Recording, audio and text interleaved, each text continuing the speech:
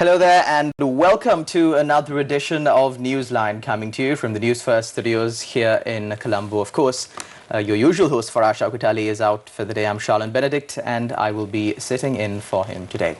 Starting off with an introduction of our guest today, it's none other than Mr. Shamindra Ferdinando. He's the news editor of The Island. Hello Shamindra and welcome to the show. Hello Charlene. The United National Party's coalition's constitution, moreover, includes that there is going to be a leadership council in this coalition where each party, each member party, gets one member to sit in that council. Now, we all know who the member from the United National Party is going to be. It's going to be Prime Minister Ranil Wickremesinghe.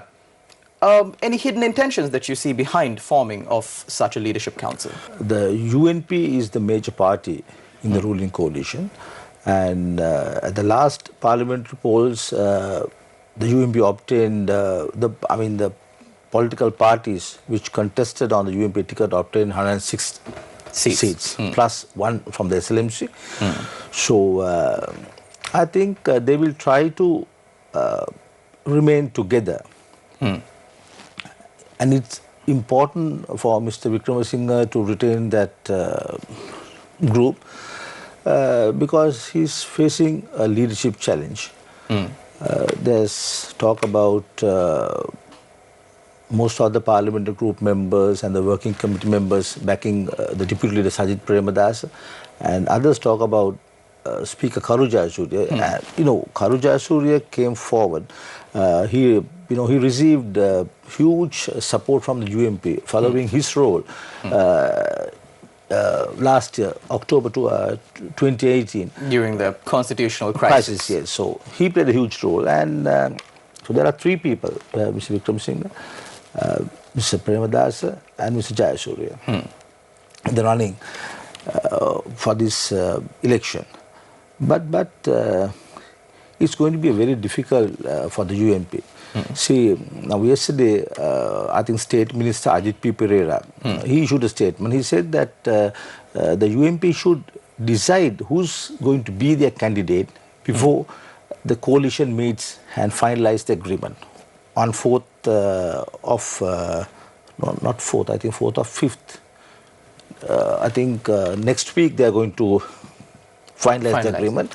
So a very influential section of the UNP wants the party to decide who's going to be their candidate. So that section of the UNP does not want the coalition to decide who the candidate is going to be? Yes, definitely, because they want a UNP like people like Harin Fernando, Ajit P. Pereira, and a number of others have very openly backed Sajid Premadasa. But still, you must realize there are other players also. You have the civil society, you have the diplomatic community. So people will decide.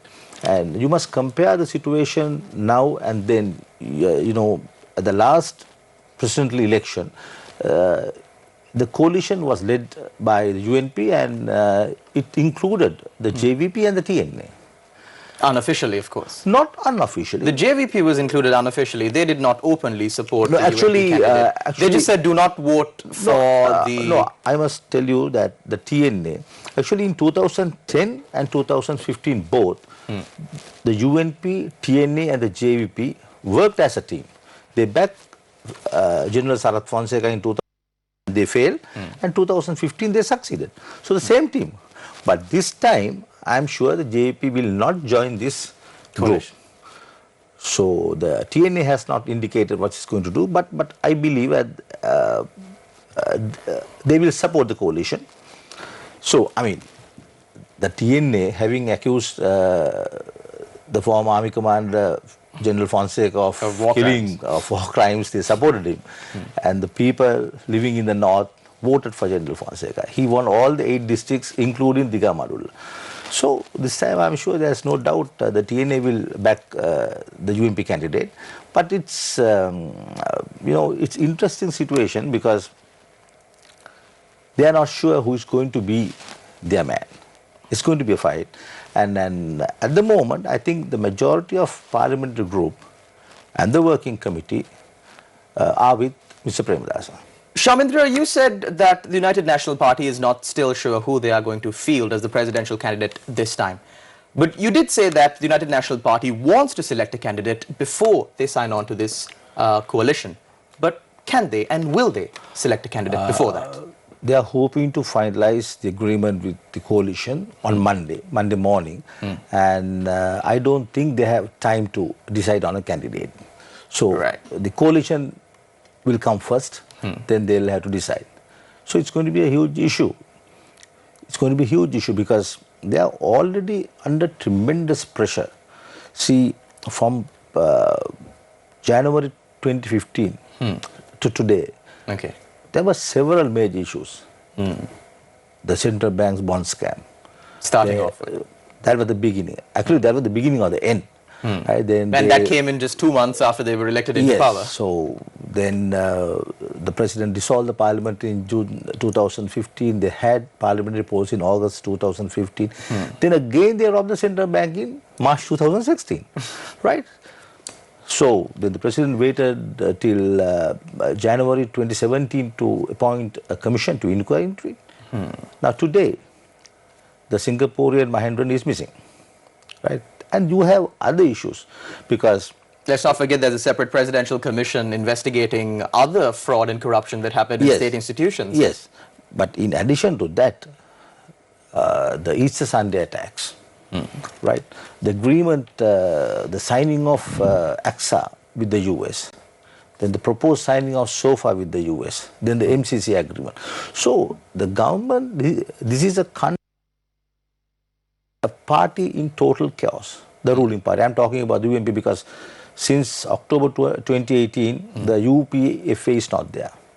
Right? It's total chaos. I mean, you will not find a similar situation in any part of the world today, not even in Central Africa. So it's a crisis situation. So imagine what's going on in this country now. With all these problems, now we are told the British shipped garbage to Sri Lanka. Just imagine the situation. And I think the government in power should answer to all these issues raised by the people. And the media. I think today, actually, Shalan, I must tell you, the media is the main opposition. The joint opposition, although they conduct media conferences almost... That's just a ruse to get into power. Yes. I think the media is the real opposition. The media, the private, the privately owned media, the television stations, the print media, the journalists, who, risk everything to take on this system. And if you see over the past 4 years, these people have ruined everything. But the previous lot also, there are so many allegations against them. You take the Sri Lankan Airlines inquiry and the way the former president and his associates and his friends, the family members handle it, totally wrong. So all these people, those who are in charge of this country, responsible for parliament, they have ruined everything. So the fact, all of us should realize that today the people of this country, the electorate, they have lost confidence in the parliament and all political parties.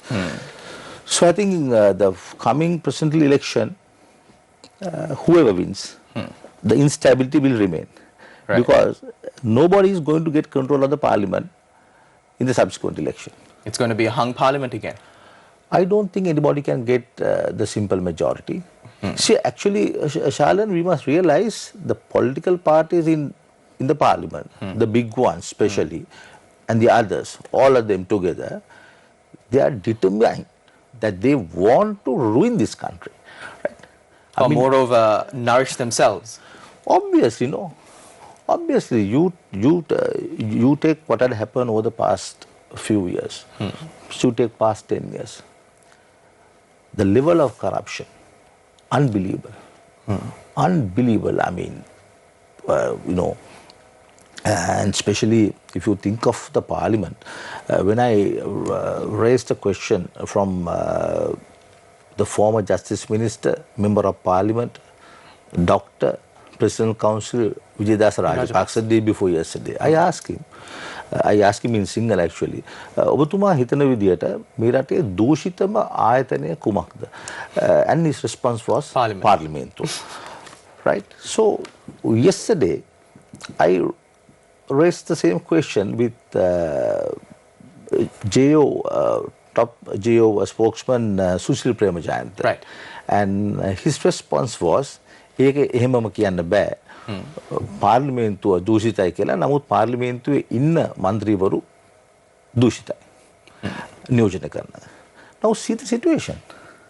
So when people who represent the parliament are corrupt, we have 225 people, and more than half of them, or nearly 200 of them, and can you tell me a person who did not sell his vehicle permit? I think all of them. All of them. Because now, if you take this parliament, people will say A and B and C did not sell. But these people were in parliament for the past 30 years. So over the years, they have sold their permits and they have got money. Right? So it's a corrupt system, Shalan. And so I don't think the presidential election and the parliamentary elections to follow will change the system. Because the change must come within. And to change the system, I believe they should seriously consider defeated candidates must not be accommodated in parliament through the national list under any circumstances. And members cannot switch sides. Yes. And the presidential pardon must go. Presidential pardon must go. Yeah. So, getting back to the discussion regarding the candidates, we strayed off from the topic a bit, but all for good reason. We did discuss about the United National Party's candidate. Let's move on to the SLPP, the joint opposition, the faction that broke away from the UPFA.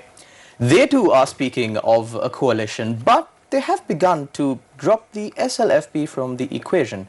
Have the talks stalled? Have they broken off completely? Both sides insist talks are continuing, but I don't think they can succeed because the SLPP has already decided to field former Defence Secretary Gotabaya Rajapaksa as its candidate. Right. And the main issue was that he was a US citizen. Right. And I asked him few days back, and he told me that he's no longer a dual citizen and he carries a Sri Lankan passport and he's ready to join the fray. There was a document circulating on social media, but however it was proved to be a false document with the renunciation of the US citizenship of Gotabaya Rajapaksa. But I recently read an article that said Gotabaya Rajapaksa quoted him saying that he has the relevant documents and that he is not going to show it until the time is right. I don't think the former Secretary Defense should show his that particular document. There is no requirement to make it public. Absolutely no requirement to do so. He should show it to the Elections Commission if it's necessary. It is necessary. Yes. When the time comes, when the nominations are called. So somebody, I think, his political opponents must have prepared that document, the fake document, and posted it. Right. So, but I think, Shalan, there are other issues. I mean, within the SLPP? No, not within the SLPP. The issues faced by the government, by the government. Right. I'm not talking about the UMP government. I mean, the next government or whoever in power. There are issues, serious issues. Now see, the Easter Sunday attacks. Now, the original allegations were directed against IGP Pujit Jayasundara and the Defence Secretary Hemsiri Fernando. Negligence. That was the allegation. Right. Negligence. Now, obviously, they must respond to these allegations because it's all the media reported how India provided Sri Lanka information on 4th of April. 4th of April and 2019. The process is ongoing because the matter is in court. And until the blast, these people did nothing. And I don't think the president can say he's not aware because from April 4th to April 21st, 2019, I think the entire government all knew there was a threat, but they did not take it seriously. Now, even the opposition MPs did have information. I'm sure because they informed former President Rajapaksa's head of security. Yeah. Right. So I think the. And do you think even the notion that Shalan, even Minister Harin Fernando's father knew, so I don't think others can say they don't know. But I must tell you, but there's a far more serious allegation, far more serious allegation. Now, the allegation against Hemacity Fernando and Pujit Jayasundara, negligence. Right. They knew it. There was a warning, but they did not act on it. Right. But thanks to the Parliamentary Select Committee on Easter bomb attacks, now the country know that the Terrorist Investigation Division sought approval from the Attorney General's Department in June 2017 to apprehend Sahran Hashim and take action against the National Tawhid Jamaat. Right. 2017 June. Up to April 21st, 2019, nothing the was done. Attorney General Department did not respond. A serious charge. Very serious charge, because in Parliament, several members of Parliament, people like both in and outside Parliament, Vimal Veeravansa, Shahan Semasinghe, all of them, Vijayadasa Rajapaksa, all the people alleged that delay was deliberate. Huge difference, Shalan. Negligence on one part and a deliberate delay on the part of the Attorney General's Department. Because that's premeditated. Yes, and the State Counsel Malik Kasis, before the Parliamentary Select Committee, he admitted that they could have taken action against in terms of ICCPR. Right, they did not. Then now there was a senior officer above him, Asad Nawawi. He's a son of former UMP nationalist MP from Putlam. Now there's a political, affiliation to this. Link also. I mean, it's only allegation. You cannot blame Aziz or Mr. Nawawi, but they will have to investigate because this allegation was specially made by, directed at them by the former Justice Minister Vijayadasa Rajapaksa. He openly said that the file was sent to the AG. It was handed over to Mr. Nawawi, and Nawawi gave it to Aziz. Nothing happened. So, who's responsible? Right. So it's a very serious charge. Very serious charge. This government should inquire into. So, although the joint opposition and those who back Mr. Rajapaksa refused to participate in the SPC, not SPC, Parliamentary Select Committee.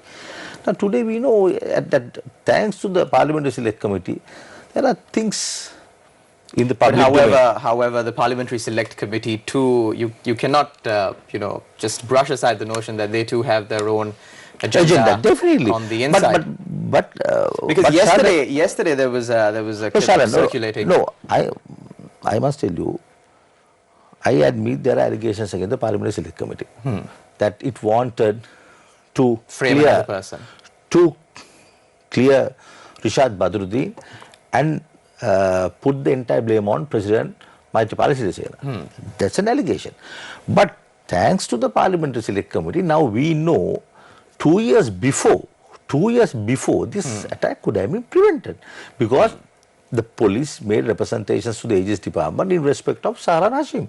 The AG's department did nothing. Did nothing, absolutely nothing. It's a very serious charge. They must inquire into it. And also the fact now, if you take the whole problem, you will realize that the father of 2 suicide cadres, the JVP accommodated him on its national list. So it's a very interesting thing. Then you have the Kurunegala doctor. He was also nominated by Rishad Badruddin's party, and he contested Kurunegala district on the UMP ticket. Then you have another person, he's the leader of National Front for Good Governance. He contested Batiklu. Right. So it's a very interesting situation. Shamindra, now that you're speaking about the April 21st attacks, let's speak about another aspect of the entire thing. I'm speaking about specifically about the foreign influence that has started growing in Sri Lanka following the April 21st attacks. Now, Before there was, but there was an exponential growth following the April 21st attacks in the guise of providing, anti-terrorism assistance and all that. Now, yesterday, details were revealed in Parliament by parliamentarian Vimal Vedavansa that 2 FBI officials had gone and met certain of these suspects at a naval base, and when they were at Valisara, and when they were denied entry to the naval base, a senior official at the TID was there, and he got orders from up top to allow these people in, and they did go in, and they did question these suspects for nearly 2 hours with only 2 translators from the American embassy, the suspects and these 2 FBI officials present in one room. Do you see this as an encroachment on our country's sovereignty? Shalan, countries give access to suspects. You know that the other foreign governments are allowed to question them. It happens all the time.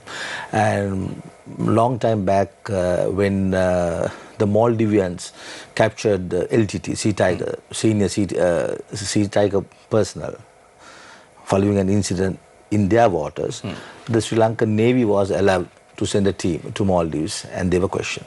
So like that, the friendly countries allow other countries to come in. But however, the issue is the concurrence of these events. Is it coincidental that the US is massively increasing their presence in Sri Lanka? We also have the signing of the agreements such as the AXA and the SOFA. We saw...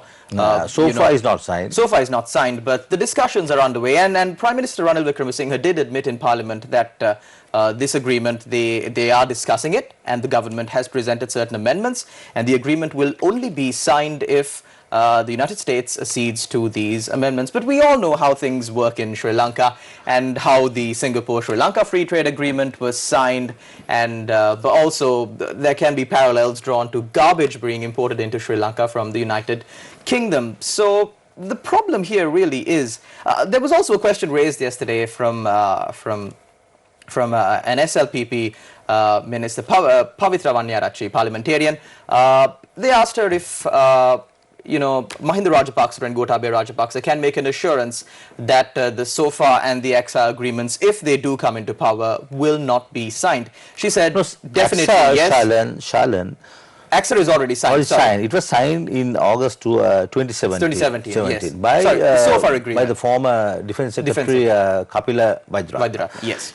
So, but that was an extension of the already signed AXA agreement by former Defence Secretary Gotabaya Rajapaksa. That was when they were March in power. 2007. 2007, yes. Yes. So, no, for us, I'm sorry, Shalan, I must tell you, a very senior US official recently, he called a meeting with a group of journalists and told them that the US expects the next Sri Lankan government to respect whatever the agreements Sri Lanka signs with US. With US, right? So it's simple as that. One, AXA, we cannot withdraw from AXA. We have signed it, but we haven't signed the SOFA as yet. Not yet, but even without SOFA, Shalan, the AXA is quite useful to the US military, and they have they can use our ports and airports in Sri Lankan territory, right? So, so far, I'm sure whatever happens within the next 6 months, 6-7 months, they'll push for SOFA. The Americans will not give up. And I must tell you, the Sri Lankan government will fall in line for this? Because there is a huge public opposition against this. On behalf of this government or the future government, but I can tell you, the Americans don't give up. And when they want something, some agreement, they'll push it somehow. They'll somehow achieve it. And we are a very weak country. I mean, Shalan, it's not the size, because we are weak, because the parliament in turmoil, the political parties are not united. We don't have national interest. It's all political interests. Various groups pursuing their own agendas. So naturally, the foreign powers take advantage of such situations. I must tell you, I think the media did not, the print media did not report it. We did. The television also, I think, reported it. I must tell you, I must point out the serious accusation, a claim made by the former Justice Minister, Dr. Rajapaksa.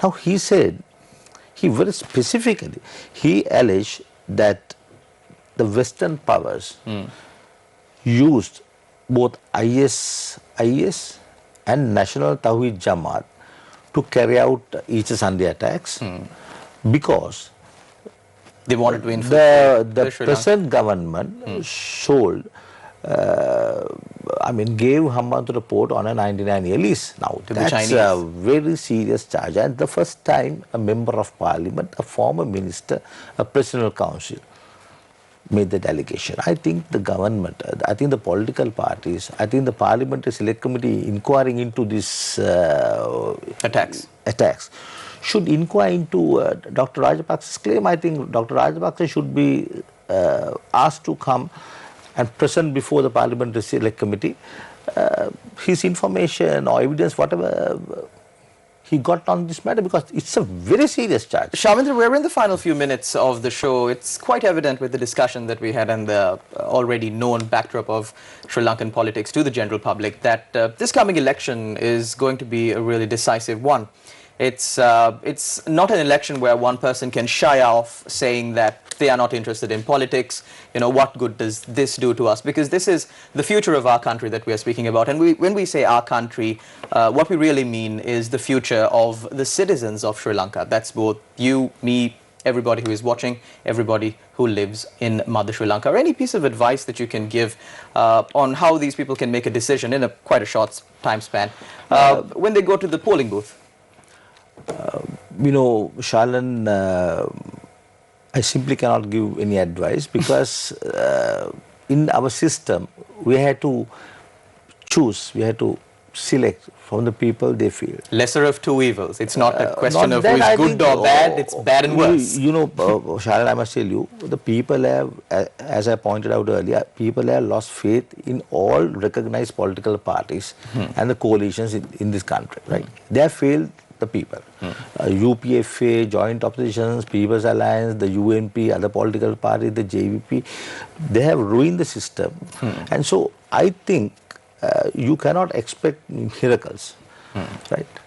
A wins or B wins, the system will continue. I think the people should try to elect a better parliament.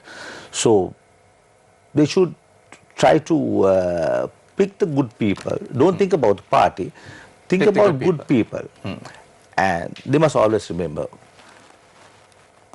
people who have been in parliament for 30, 40 years, they are corrupt. Right? You know, I do not like to say it, but if you just think about the situation, you will realize when you are there for a long time, I mean, when you know, then you get drunk on power. Yes. So think about that. And I think the situation is so bad in this country. I think I don't think the national elections can change the situation. Thank you very much, Shamindra, for joining us on our show. And that's how it was on Newsline today. Until we meet next time, take care and God bless.